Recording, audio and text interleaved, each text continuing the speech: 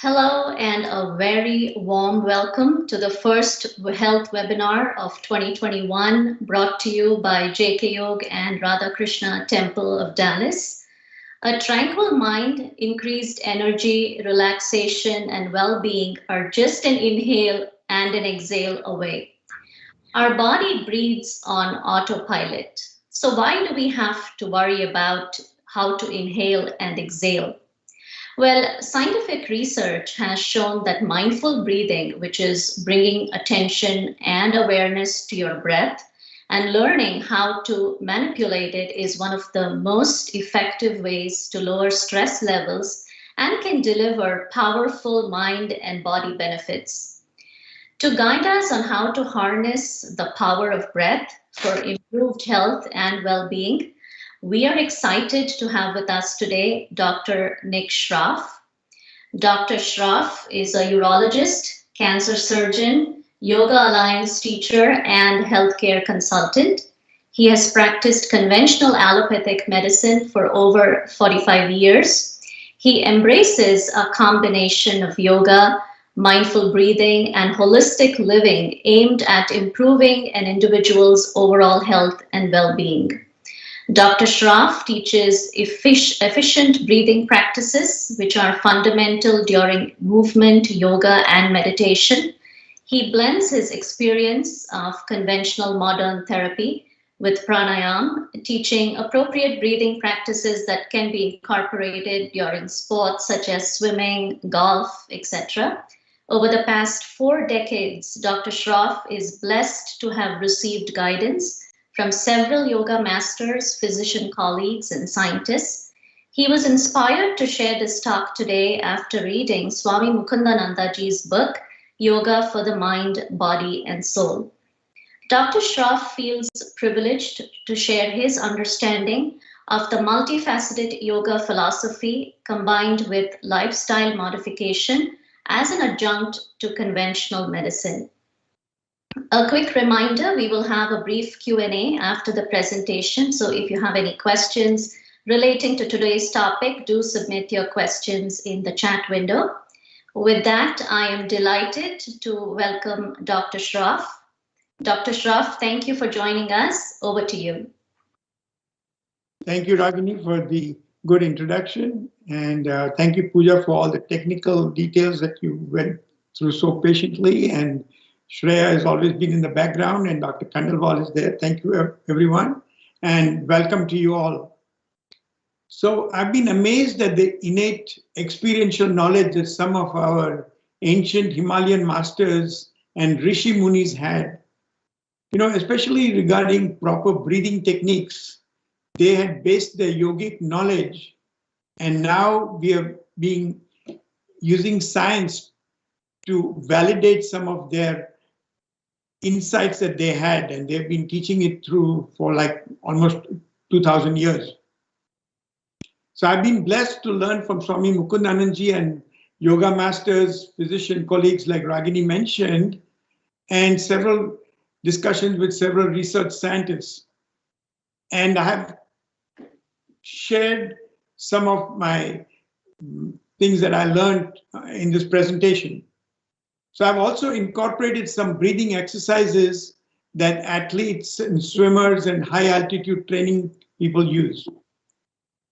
So I just want to focus this talk on breathing and how to calm the nervous system, especially the autonomic nervous system, the parasympathetic nervous system, and how to relieve stress, especially in this COVID era. Okay, next slide, please. Never mind.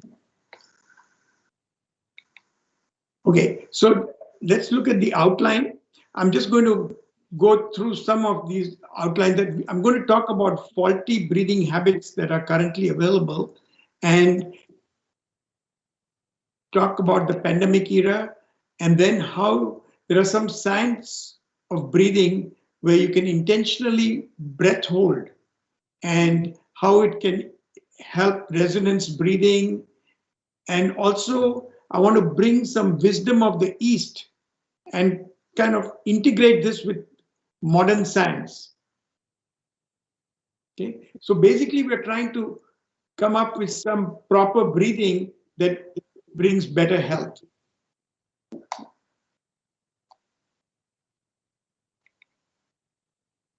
So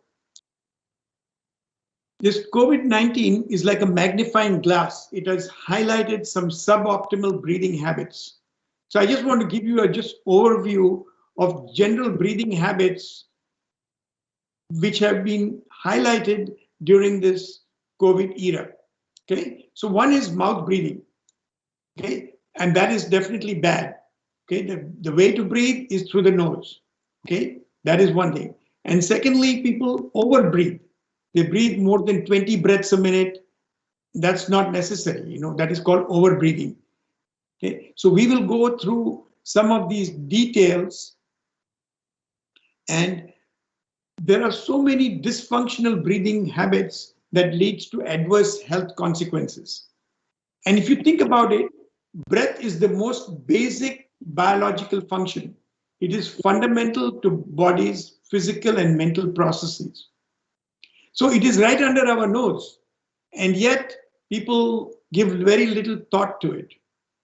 If you think about it, if you're breathing 15 to 20 times a minute, it comes to about 20,000 breaths in a day.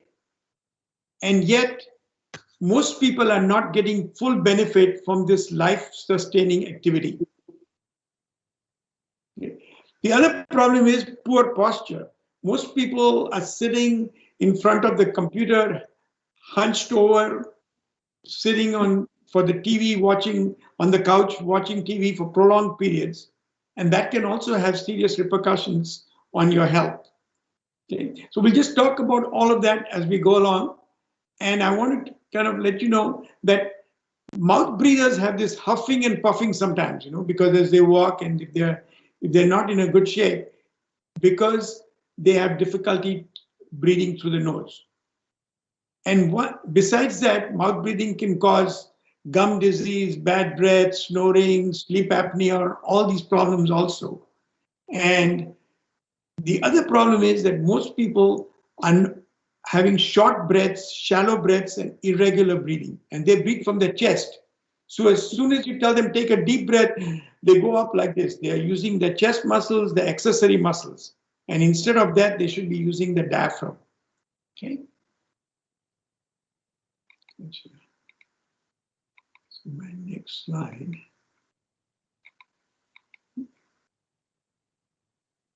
Sure. So in the COVID era, besides all these other difficulties that we talked about, there are some special things with upper respiratory tract infection, nasal congestion, running nose. People have inflammation, and that causes dry cough and sore throat, and there is shortness of breath, chest tightness, and that's primarily because of bronchospasm, which is this constriction of the bronchus, you know. And because of all this, there is low oxygenation and blue lips. And it is fair to say that COVID-19 targets the lungs, and in severe cases, it can go on to pneumonia and acute respiratory disorder syndrome, distress syndrome. Okay, so there are underlying medical conditions, and that might increase the risk. For example, hypertension, obesity, chronic obstructive pulmonary disease, diabetes mellitus, chronic kidney disease, stress, weak immunity. All of these comorbid conditions can cause more problem. And especially in today's date, I had this quote here saying, fast-moving virus, slow-moving vaccine, and a not-moving healthcare system. Or you can just say a very slow healthcare system. In fact, a lot of people are thinking that we don't even have a good healthcare system. We only have a sick care system. And we need to address some of these as we go along. Okay, so one of the comorbid conditions, one of the pre-existing conditions is chronic obstructive pulmonary disease. I just want to kind of elaborate a little bit on that. And that is primarily emphysema, and chronic bronchitis, and sometimes severe asthma also. So in emphysema, there is destruction of the air spaces. These are called alveoli. You see, can you all see my pointer? So this is the alveoli, and this alveoli is damaged or destroyed, and therefore oxygen and carbon dioxide exchange does not take properly. And the person is coughing, wheezing, and she is gasping for breath. This lady here is sitting on the chair, she's gasping for breath. And this is the typical tripod position. So that's about emphysema. The other problem is that bronchitis, that's because of increased mucus and inflammation. Now, a little bit of mucus is necessary, otherwise there's a very dry throat. But in bronchitis, there's excess of mucus, and we'll talk a little bit about that in the next few slides. So now, quality breathing. So what do we need to do? How do we treat that? Now, if you look at this quote, it says, nothing in life is to be feared. It is only to be understood. Now is the time to understand more so that we may fear less. Nobel laureate Marie Curie mentioned that. But I would add to that that now in this time, we need to be fearless. And with efficient breathing, we should be fearless. Okay? If you do all these other things properly, and if you have some luck on your side, of course. All right. So first of all, we need to proactively treat chronic obstructive pulmonary disease that we talked about, asthma and allergies. Exercise, yoga, and appropriate breathing will trigger the parasympathetic nervous system. So the autonomic nervous system is divided into sympathetic and parasympathetic. The parasympathetic system, and we'll talk a little bit more after about this, it's a rest and digest. Rest, repair, and digest. There are simple things we can do before we do any big other breathing exercises. One is steam inhalation, and then tapping, proning, and humming, and saying Om. These things also help with breathing during the COVID era, especially during the COVID era. And one of the things is the steam inhalation decreases the excess mucus. And also there is a saline nasal spray or Jalneti. We use Jalneti all the time, at least once or twice a week, and that helps.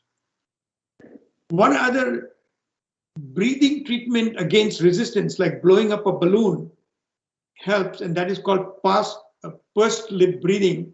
And in my next slide, I'm going to show you a little picture of this. So basically what happens is you inhale through the nose, a short breath for 2 seconds, just like you're smelling a flower. So it's not a heavy breath.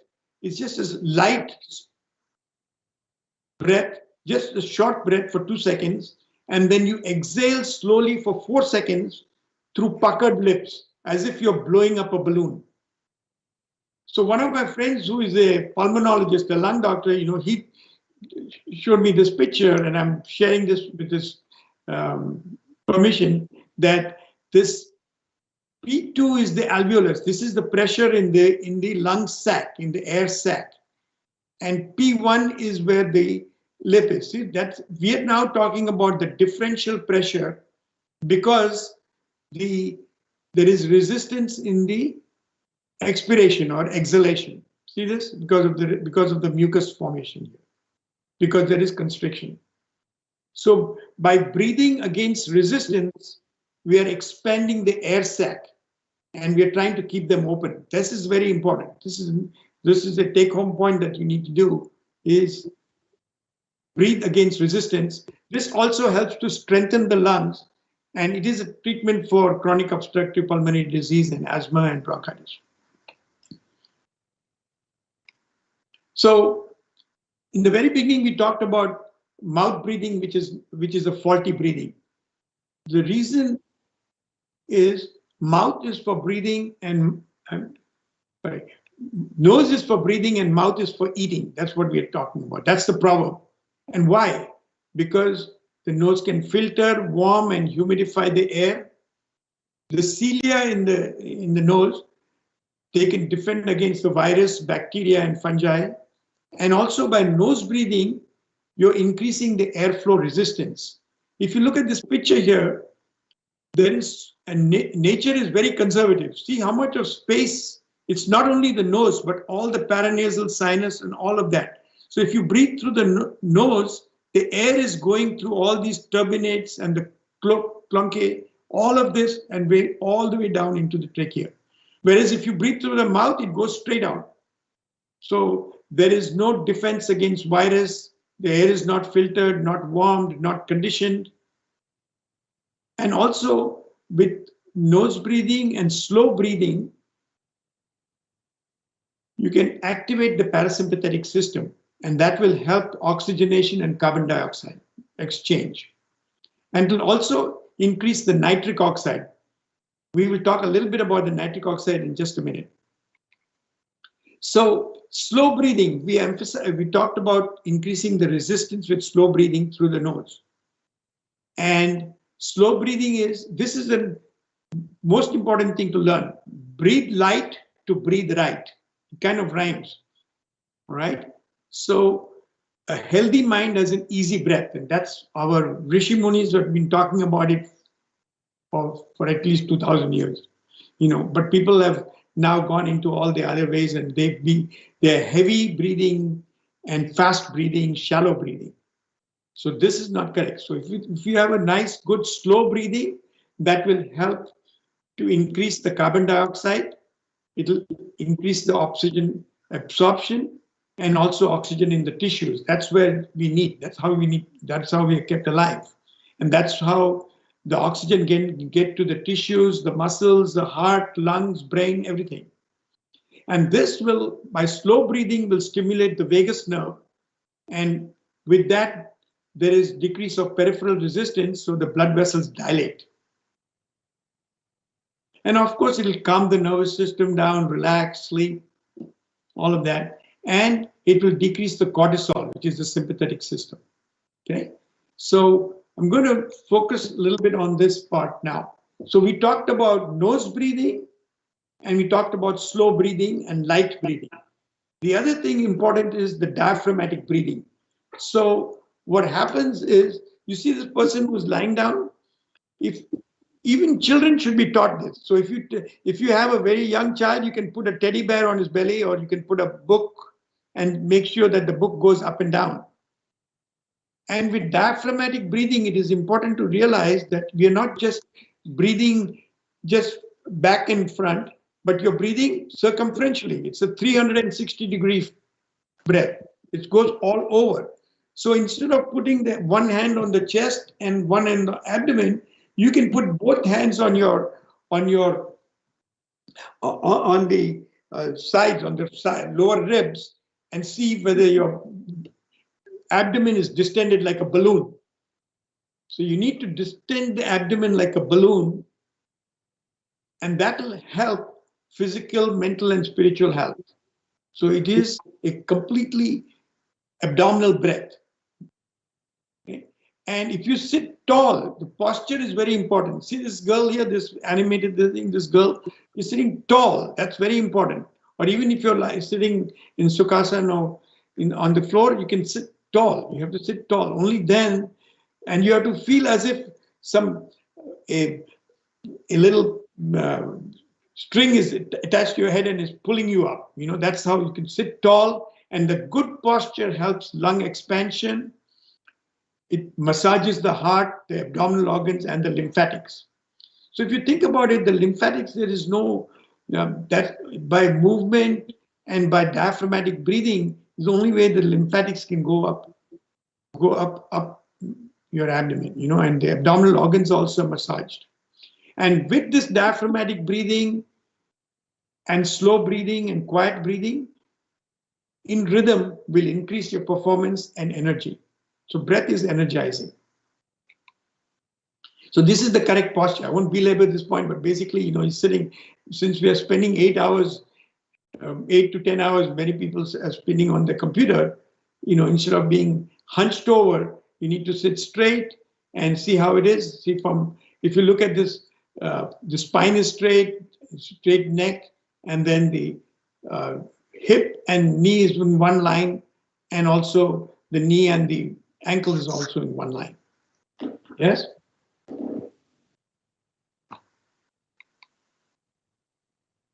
Okay. Now, so we talked about the autonomic nervous system being in the sympathetic and parasympathetic. The parasympathetic system is activated by nose breathing, slow breathing, diaphragmatic breathing, yoga, meditation, humming. We talked about all of this and the cold shower. So if you look at the vagus nerve, it is the longest nerve in your body, and vagus is called vagabond. So it starts from the brain all the way down into your abdomen. Through the diaphragm, it goes into the abdomen. So it supplies the bronchus, the lungs, the heart. It slows the heartbeat. It stimulates peristalsis, stimulates bile, kidney, contracts the bladder. All of these things it does.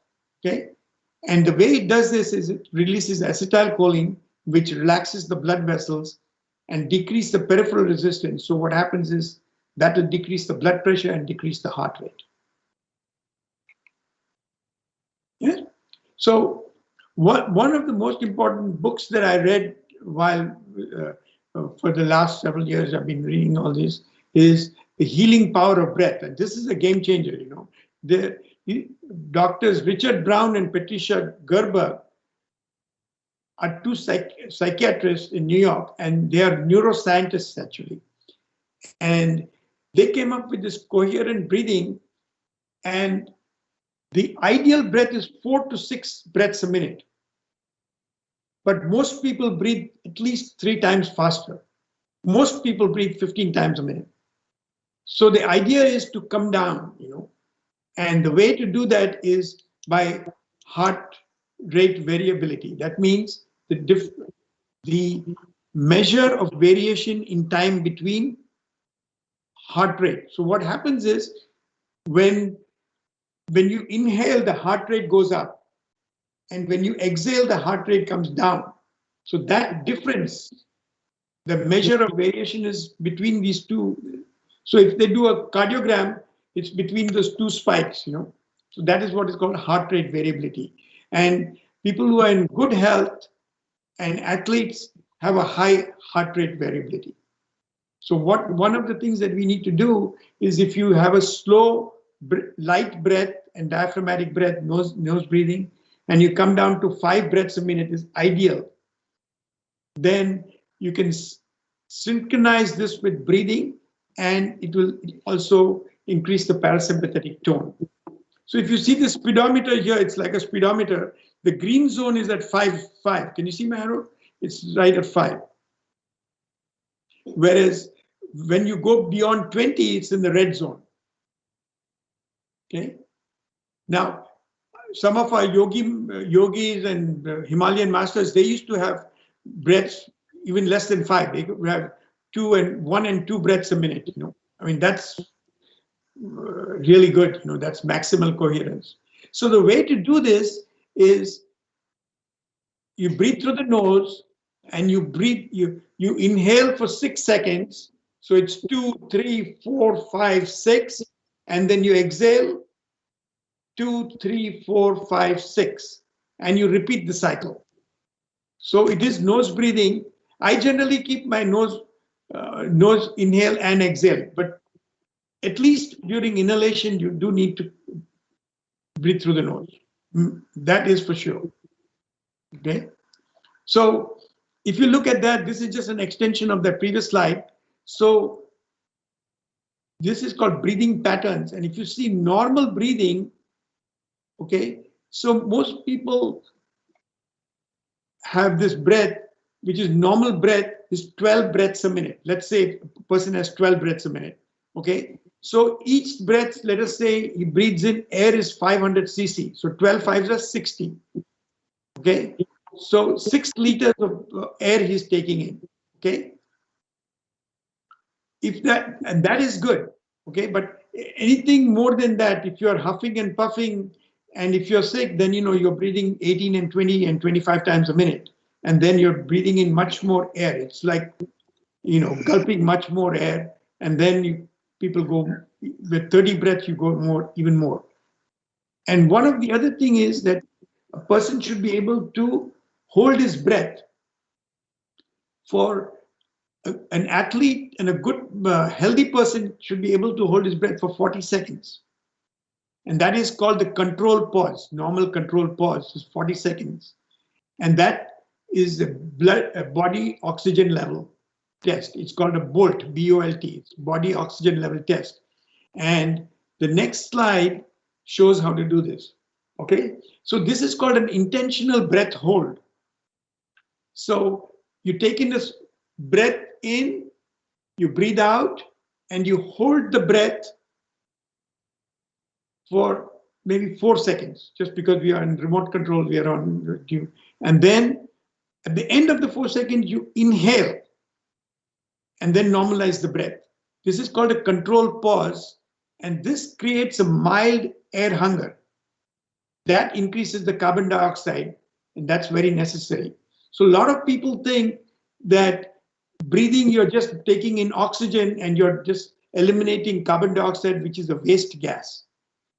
That is not entirely true, because carbon dioxide, little bit of carbon dioxide is necessary because it does help to pH regulation. The normal blood pH is 7.34. So that helps there. And it also helps to increase the nitric oxide, and also the carbon dioxide dilates the blood vessels. Okay, so this is a little bit chemistry, but I'm just trying to tell you this. And the book that I have read several times is this Patrick McEwan's. There's got a book called Oxygen Advantage. And his guru was Buteyko. Buteyko was a Russian scientist, and he had treated, he and his clinic had treated hundreds of thousands of patients with asthma and chronic obstructive pulmonary disease by just helping with the breath hold. And if you go one step more, even 2000 years ago, our ancient Rishi Munis, they knew about this. So they were talking about inhalation, which is puraka, and then they retained the breath, it's called kumbhak, at the height of inhalation, and then exhalation is rechak, and then it's called bhaya kumbhak, that is at retention. So the modern science is validating now that in rechak kumbhak, which is here, right here, with where my arrow is, if you can close both your nostrils and hold your breath for a few seconds, that's called the control pause. And then gradually you can increase it over several weeks, but do not cause any stress, because if you hold your breath too long and if it causes stress, then that is defeating the purpose. In fact, our Anulom Vilom, our alternate nostril breathing, describes this very well, because there are several ways to do this. There are several variants of this alternate nostril breathing. And if you want to increase your carbon dioxide, which is very essential, it's a catalyst for the oxygenation in the tissues, and increase the nitric oxide, and we'll talk a little bit more about the nitric oxide in the next slide. But I do not want to do this if person is, we do not want to hold the breath if a person is pregnant, has hypertension, has heart or lung problems. Okay, since we are doing this online and remotely, if you have any of these conditions, you should not be holding your breath.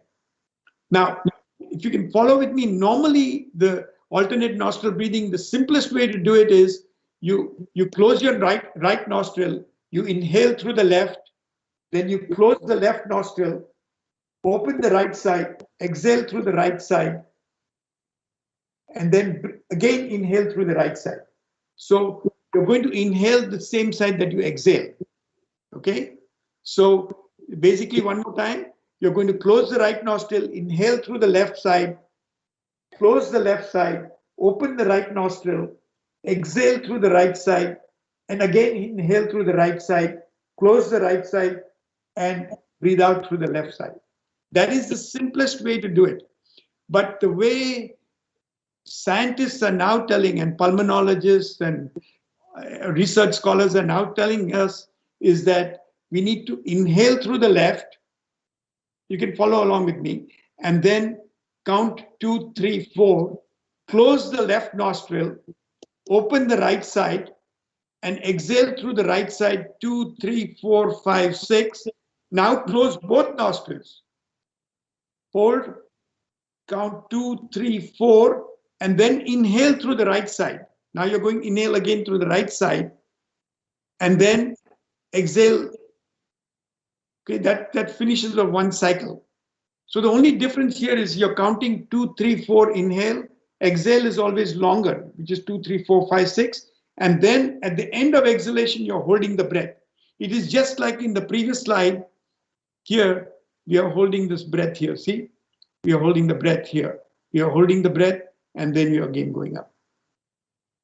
Okay, so this is one of the biggest things that they have talked about, and they were amazed that the ancient Rishi Munis were doing this so well, and that people had taught this, but in order to simplify things, some of the variants of this alternate nasal breathing is not practiced now. They're doing only the simple form. They're not holding the breath at the end of exhalation. One other thing is that we do Brahmari. You know, Brahmari is the humming bee. So you inhale from both nostrils, from the nostrils, and exhale from both nostrils with the humming sound from the throat. Okay, so you inhale for 5 seconds, exhale for 10 seconds. The exhalation is always deep mode. And then the next stage is, that's the simplest version. Then the next stage is you, just like this picture here, you put the 2 index fingers, you close the ears to enhance the vibrations of the humming sound. So you just close and open, close and open. This is called the tragus. This is the part that here you can do that. Okay? And what happens is it oscillates the airflow in the nostrils and the laryngeal wall and increases nitric oxide. The Sanmukhi is just a variation of the Brahmari, where you're closing all the 7 doors. So 2 eyes, 2 ears, 2 nostrils, and 1 mouth. So you're closing, Sanmukhi means 7 doors, and then you can direct yourself inside. But the key for this Brahmari is the humming sound increases the nitric oxide by more than 15 times. They haven't found anything else. There is no medicine that increases nitric oxide by 15 times. That according to this rope. And why are we talking about nitric oxide? Because in 1998, 3 people got a Nobel Prize because they found out how nitric oxide works in the tissues. So very briefly, I don't want to get too technical, but nitric oxide is produced in the nose. That's why we talked about nasal breathing. Then it's produced in the paranasal sinus and the lung cells. Nitric oxide is a bronchodilator. So it is especially necessary during this COVID area because there is constriction of your bronchus. So just like carbon dioxide, this nitric oxide also will dilate your bronchus, and that will increase the ability of your lungs to breathe. Okay, so nitric oxide is of course virucidal also. It kills viruses, bacteria. It increases the cell growth modulation. There's a lot of things it does. It's one of these wonder things that is happening, wonder chemical. But so if you see this nitric oxide and oxygen, it goes through the alveolus, which is the air sac, and then of course here. And I don't want to get technical, but this is how Viagra was found. Louis Ignarro was the Nobel laureate, and Pfizer came and made more than $2 billion on Viagra. This is how the Viagra works, you know, on the smooth muscle where the nitric oxide works, you know.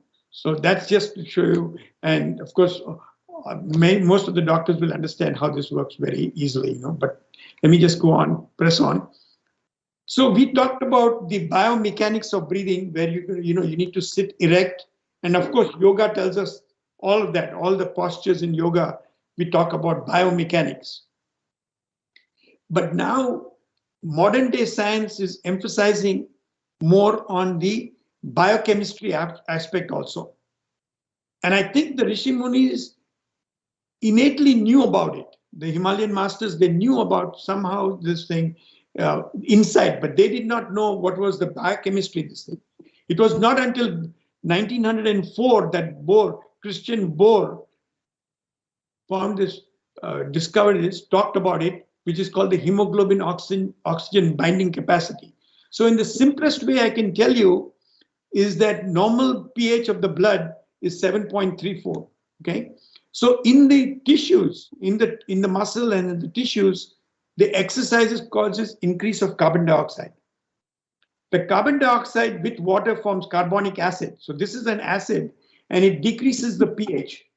Because it decreases the pH according to the Bohr effect, that will unload oxygen in the tissues. Okay, that is how the oxygen is unloaded in the tissues. And in the lungs, it's the other way. So what happens is that carbon dioxide, we talked about why the carbon dioxide is important. Carbon dioxide is decreased there, so it increases the pH. And then because of that, the hemoglobin picks up the oxygen in our blood in the lungs, and then it is transported to the tissues. So basically, this is the mechanism for, it's called oxyhemoglobin shift to the right, shift to the left, all the details. But I'm just telling you basically what happens is in the tissues, there is, because of the acidic pH, because of the carbon dioxide. Okay, I think, okay. Okay, now we come to something a little bit more of yoga, what they talk about in yoga, and philosophically they talk about that the breath is your only connection between body and mind. So there is the body here, and mind is the kite. The kite is in the breeze. So the breath is the string of the kite. So the string is the only link between the mind and the body. So when the wind, because there's increased wind, the kite is flying off. It's going in the past and the future. So past is regrets and future is fear. So you need to be in the present, and the breath is the one that keeps you in the present. A lot of people say that past is history and future is mystery and present day is victory. Presence is victory. Okay, so Thich Nhat Hanh, is a Buddhist from Vietnam, and he talked about it very nicely. He says, feelings come and go like clouds in a windy sky. Conscious breathing is my anchor. If you want to conquer the anxiety of life, live in the moment. So all we are talking about in yoga, in mindful meditation, when we do our meditation, is to be in the moment. Even when we observe our breath, we are saying, okay, watch the inhalation, watch the exhalation. We are saying we are living in the moment. So body and mind, although we are talking about interconnection, really speaking, your mind is not in the brain. It is in every cell of your body, the mind is there. So body and mind is all one. It's one continuum. They're not two separate things. Okay, so here, so look at this. This is mind. We need to be mindful. Let's focus on the blue. Mindful. And we need to have a quiet mind. Okay, and see this girl here in blue? She's got a beautiful, her mind is not cluttered. It's a quiet, happy mind. Okay, whereas see this, the flip side, the mind is full, full. Here there is a traffic jam. If you see this here, the mind is cluttered. This is called a monkey mind. Mind is completely cluttered. Okay, this is called digital information overload, DIO, digital information overload. Okay, and this FOMO is this thing, fear of missing out. That's why people are so much stuck up in their WhatsApp and all their things, Facebook and Twitter and everything else. So, and then NO is no mobile. My God, if you have a teenager and the mobile is not there, I mean, they freak out, Even some adults do it, of course. And DMN is, default mode network. So we are always in default mode network, no mobile, FOMO, DIO, which is digital information overload. And that's why there is a traffic jam. And the way we need to be is just balance of mind. Okay. Okay. So in an effort to simplify this, I mean, the whole thing. There's so much of biochemistry, chemistry, all kinds of things. But in an effort to simplify it, there's an acronym for mindful.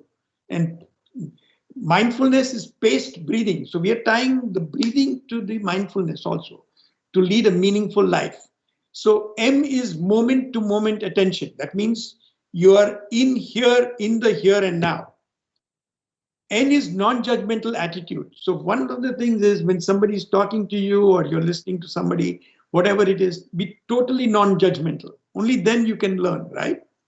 And then detach from unhelpful thoughts, because if your mind is in the present, then you're not thinking about anything else. Because remember, the brain can only do one thing at a time. Okay? So if you're doing 3 things at a time, then you're stacking them up. The brain is doing one thing and then going to the next one and then coming back, which is very inefficient. So detach from unhelpful thoughts. Then, of course, forgive and be grateful. So this grateful is very important, because, if you forget and forgive, only then you can be grateful. And then only you can be in the present mind. Then only you can be mindful. And unconditional acceptance. So we're not talking about tolerance. It's not like me tolerating you or nothing like that. It is unconditional acceptance. And then mindful. So L is learn with the beginner's mind. If your cup is already full, then I cannot tell you anything. I cannot teach you anything. No guru can also teach you anything if your cup is already full. So we always talk about guru teaching you something, but this is so. John Kabat-Zinn had written a beautiful book, and I recommend you to read this, Mindfulness-Based Interventions. It talks about the past, the present, and the future. It's very, very nicely written. And so this is one of the things. I want to just spend one moment on gratefulness, gratitude. Everybody talks about attitude with gratitude. In this COVID era, there was a patient who had COVID-19. He was in the hospital. He was in the hospital for 10 days. And this is based on a true story. I'm just not giving names but 10 days he was in the hospital. When he came home, after a few days, he got a bill of $200,000. So he was crying, and people said, "Oh, we'll help you with the bill," and all that kind of stuff. And then he said, "No, it is not that." He said, "I'm 60 years old. All these 60 years, God has given me free breath. And I've never been grateful for that. I've not had that attitude of gratitude, So whatever Swamiji does for you, or whatever, anything somebody does for you, your guru does for you, or temple does for you, be grateful. Have this attitude with gratitude, right? So this is my penultimate slide. This is just a summary. And this is another acronym. Just nose, just because we talked about nose, we talked about breathing is right under your nose. Okay. So nose breathing N is for nose breathing. So remember that. Okay. No mouth breathing, no matter what. In fact, when I walk, even when I jog a little bit, I don't jog too much, but whatever I do, a little bit of jogging, I always close my mouth and jog. Never open it. Okay. Even the days when I played racquetball in the league, I played a lot. For whatever reason, I didn't know this much about the biochemistry and all that, but I kept my mouth closed. That is always good, because then it'll help your oxygenation better. And N is for nitric oxide. We talked about how the 3 people got a Nobel Prize for this nitric oxide, most important gas, especially in coronavirus. And O is for observe. So, you need to observe. People always tell you, you feel the air coming in through your nostril. You feel the inhalation, you feel the exhalation. This is awareness, this is consciousness. Most important. And ocean breathing is, of course, the Ujjayi breathing. So that also helps to decrease the resistance, of the breath. Most of the yoga people know about ocean breathing or Ujjayi breathing. Ujjayi means victory over the mind. So that is ocean. So that decreases the resistance of the air as it goes through the nose and comes out because of throat restriction. Then S is for slow. We talked already about slow breathing. Remember, it has to be a long and slow breath. Okay, long breath and slow breath, not a heavy breath or not a fast breath. And it should be smooth. It should not be jerky. It's a nice, smooth breath. And that is the only way you can be stressless.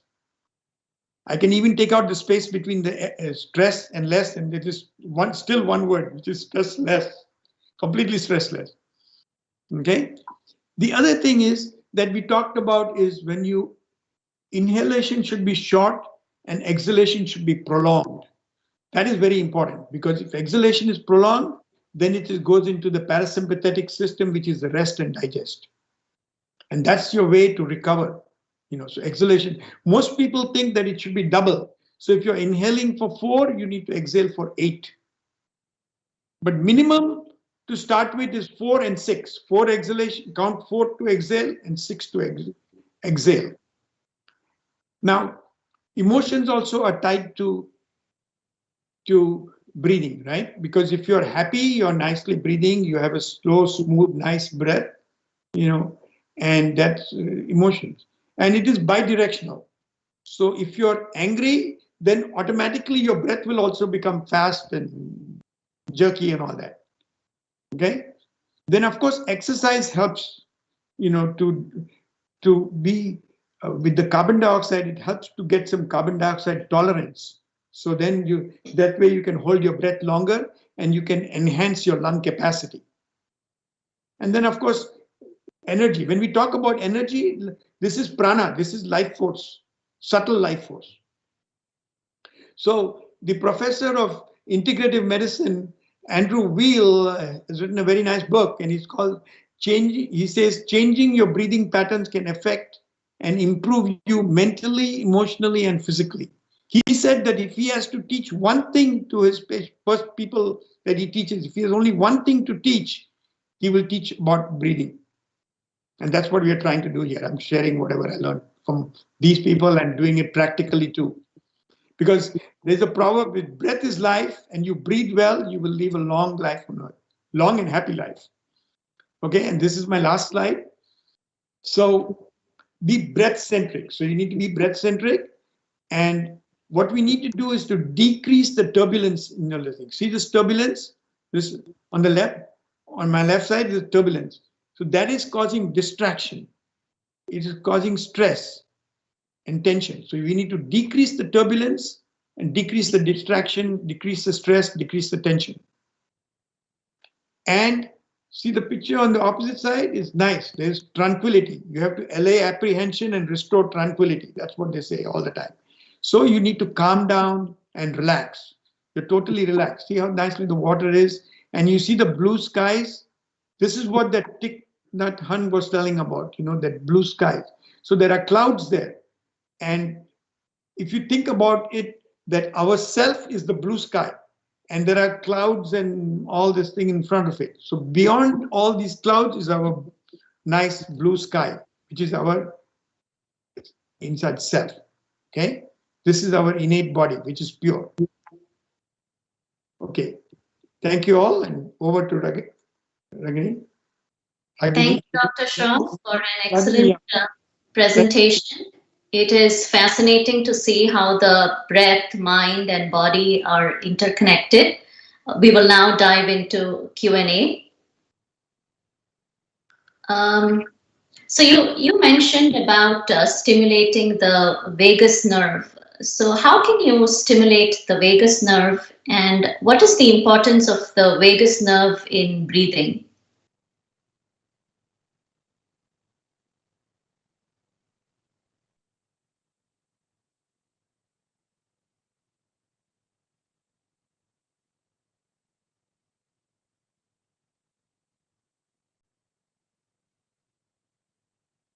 Dr. Shroff, are you able to hear me?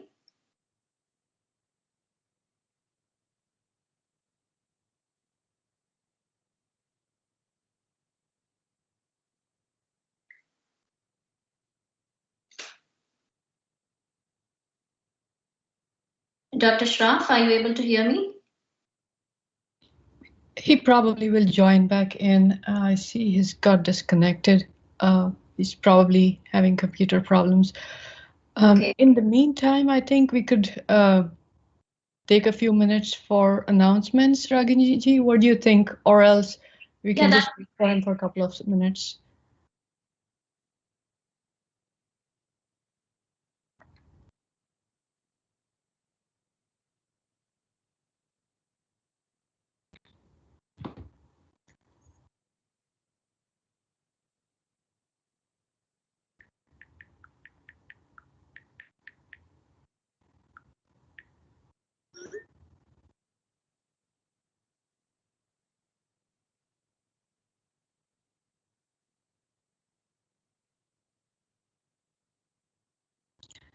Okay, I guess we'll just do a couple of announcements and hopefully Dr. Shroff will join back and answer all of our questions. I have reached out to him. Maybe he's having technical difficulties. Okay, so so go off, Raginiji, can I make some announcements? Some really exciting announcements today. Yes, I'm excited about that too. First of all, we have a new book, 7 Divine Laws to Awaken Your Best Self. I cannot say enough about this amazing book that Swami Mukundananda ji has written. This has become my daily routine to read this in the morning. It is definitely a must read for all of us. They are available on Amazon. It is available on Kindle version if you are like me who cannot wait for it to be delivered home. That's exactly what I did. I pre-ordered it and I started reading the Kindle version. It's a treasure of knowledge, amazing practical tools, 7 beautiful divine laws. Definitely a must buy, and buy a few extras. You'll be helping out your friend if you give it to them. We have 2 more announcements. We have Dr. Shroff back online. We'll make 2 more exciting announcements right after this. Dr. Shroff, can you hear me? You have to unmute yourself. Yes. Okay, can you all see me now? I'm sorry. I got. Okay, we're happy to have you back. Okay, sorry, yeah. Okay. So we'll dive into Q&A now. Is that okay, Dr. Shroff? yes, I'm fine. Yes, absolutely. I'm Okay. fine. Yeah, something happened. I got messed No up. worries. Okay, so the first question is, you talked about stimulating the vagus nerve. So how can you stimulate the vagus nerve, and what is the importance of the vagus nerve in breathing?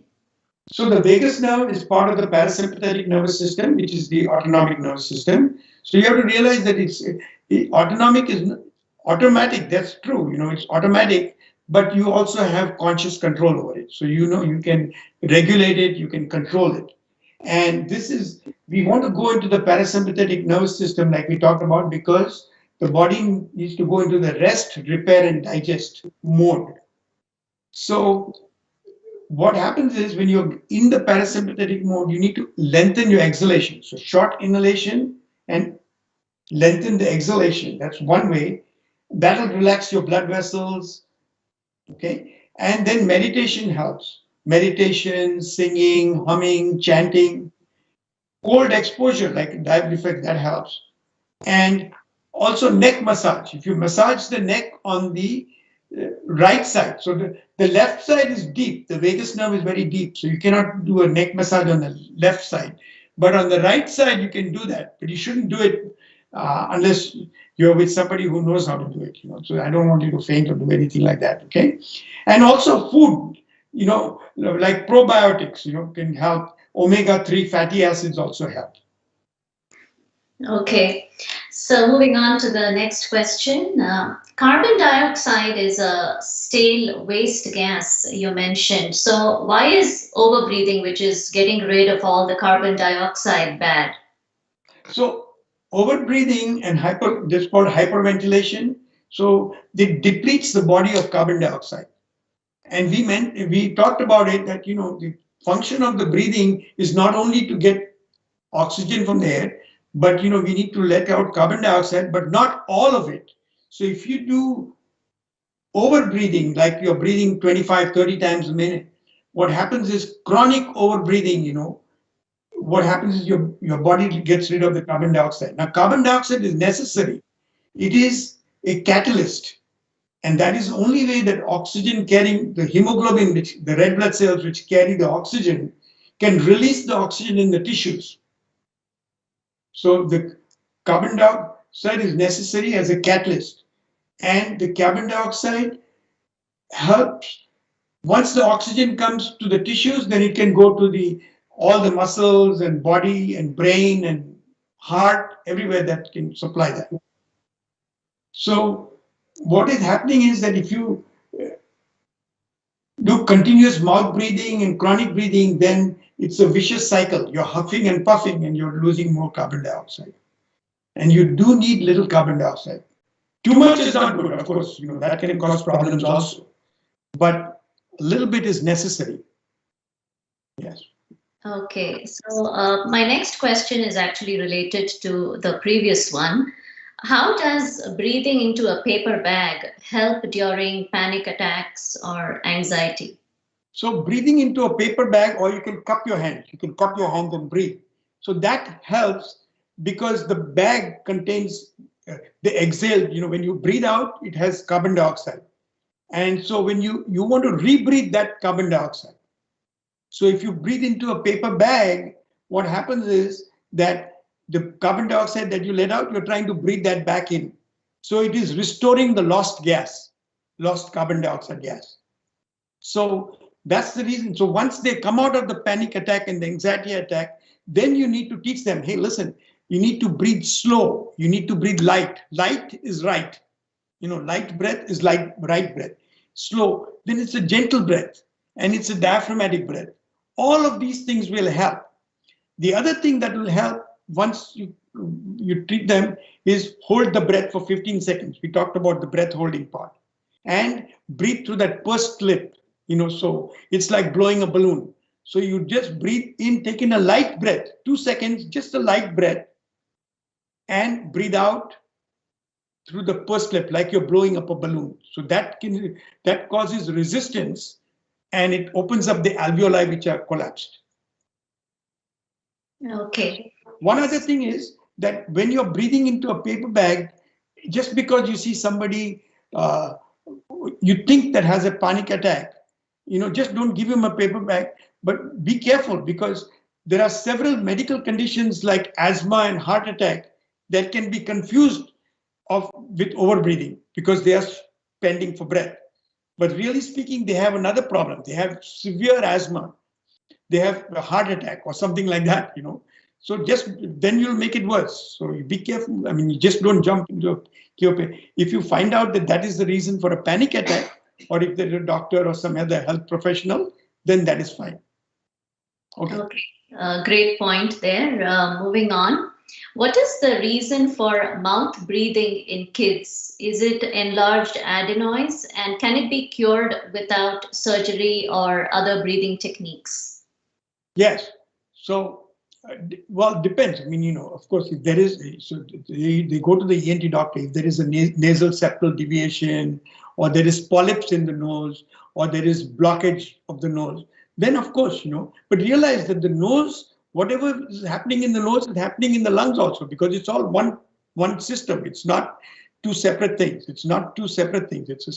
So they need to do that. But if they're chronically breathing, you can just see because of them, then you need to teach them how to breathe light, breathe slow, breathe diaphragmatic. And they have a thing called lip seal. So what it is that but for children, they have a thing that is, it just opposes the lips, but they can open the mouth anytime. It's Patrick McEwan, the oxygen advantage person, he has a thing called lip. We just goes around the lips, it's like one of these Joker, the curve. The Jokers, they have this thing, this curve. They have a little thing there. So that's what it, but this, otherwise for adults, you can just put a little tape, surgical tape right over it. Don't use a duct tape or anything big, just a little tape over your phone. And there's a thing called Somniflex, that makes it also. That's this little thing that you can put on your mouth. So basically you're not breathing, mouth breathing in the night. That is very important. In the daytime, you can just tell them, hey, listen, close your mouth and breathe. Even if they're having a mask, breathe through the nose. Remember, it's very subtle. And that also decreases, it's a slow breath. Okay, what are some of the effective breathing techniques that help for relaxation, sleep, or yoga nidra? Yes. So, first of all, you need to wind down and calm down. So many times people will do some relaxing yoga poses, before bedtime. It's not a heavy exercise, but little bending and all that, that'll help. Okay, and then of course you need to stop the tea and coffee after at least 3 p.m. After that, because it takes about 8 hours. The half-life is 8 hours. So if you're going to bed by 10 o'clock, it takes about 7-8 hours at least. So, and then blue light is not good. So there are glasses that you can get called blue light elimination glasses, or you can wear dark glasses, your goggles, your Ray-Ban glasses in the night, and when you're seeing movies or videos and going on the computer, Then there is a breathing thing called resonance breathing. We talked about the coherent breathing 6 times a minute. That's very important. That kind of thing is helping. Then humming is very good. That also helps you to sleep. So what I do generally is I do a little bit of yoga for 20 minutes or something like that. And then I do the 4-7-8 breathing, which is, you breathe for 4, you hold for 7 and breathe out at 8. And I do the, we talked about that breathe 5 times a minute. That means you inhale for 6, you exhale for 6. So that's 12 seconds. So 60 divided by 12 is 5 breaths a minute. So if you cannot do 5 breaths a minute, you start with 8 breaths a minute, come to 7, then come to 6, and then eventually you'll come to 5. That is your ideal breath to sleep. And then guided meditations will help. All of these things will help to just be calm. The important thing is that daytime and nighttime breathing, by practicing correct breathing in the daytime, it will boost your energy level, in the daytime. But at night, you need to be quieter, softer. And the goal is to get deep, peaceful sleep. And that will keep you relaxed for physical and mental health. Yeah. Okay. Great point there. How are Kapalbhati and Bhastrika beneficial, since they are both rapid breathing? So here, our focus was here for COVID-19 and relaxation breathing, calm breathing and all that. I do Kapalbhati, but I do it in the morning. I do not do it in the night or anything else. Early morning, because that is to energize. That's like having a cup of coffee. That's it. That's your coffee breathing. Because you're breathing up. And so there are benefits of that for a short time. I don't do Kapalbhati very long. I do it for a short time, and that is helpful because you're doing this. Even Bhastrika, same way. And there is a person called Wim Hof. He teaches how to breathe heavy breathing like Kapalbhati for 30 minutes. And he says it increases the immune function and increases all kinds of things. But that is the different type of thing. The one I'm emphasizing is relaxed breathing, calm breathing, slow breathing, nose breathing, light breathing, diaphragmatic breathing. That's my focus. Okay, so can you tell us how nose breathing and slow breathing help to increase the nitric oxide production? Yes, so nitric oxide is present in the nose, in the paranasal sinuses, and in the lungs, okay? So when you slow breathe, it gives the breath some time to absorb the nitric oxide. It's generated in the nose. So if you mouth breathe, you're bypassing all that. You're bypassing the complete generation of nitric oxide. So nose breathing filters the air, conditions the air, humidifies the air, warms the air, and because it's a slow breath, because there's increased resistance, it has to go through all of these turbinates and all that. It is very important to generate the nitric oxide. And nitric oxide is present in the lining of the blood vessels. Our average person has 70,000 miles of blood vessel in the body, 70,000, okay? Because these are blood vessels, the capillaries and all that. Now, what happens is the nitric oxide will dilate. It's a vasodilator, so it dilates the blood vessels. It decreases the blood pressure, so it calms you down. And it also increases the lung absorption capacity, oxygen absorption capacity. So it's a bronchodilator. All these things help with concentration, and so proper breathing is very important for nitric oxide level. So slow breath is important for health and fitness, and it increases the nitric oxide level. So the 1998, Three people got the Nobel Prize for medicine and physiology, and they discovered the nitric oxide role in cardiovascular signaling molecule. That is the technical term that they call. But that is cardiovascular, meaning in the blood vessels. That's all, basically. Okay, thank you, Dr. Shroff. I think we have time for just one last question. And can you elaborate a little on how the breath influences our emotions? Sure. So breath and emotions are bidirectional. Breath and emotions. So different emotions are associated with different breathing forms. So by changing the breath, we can change how we feel.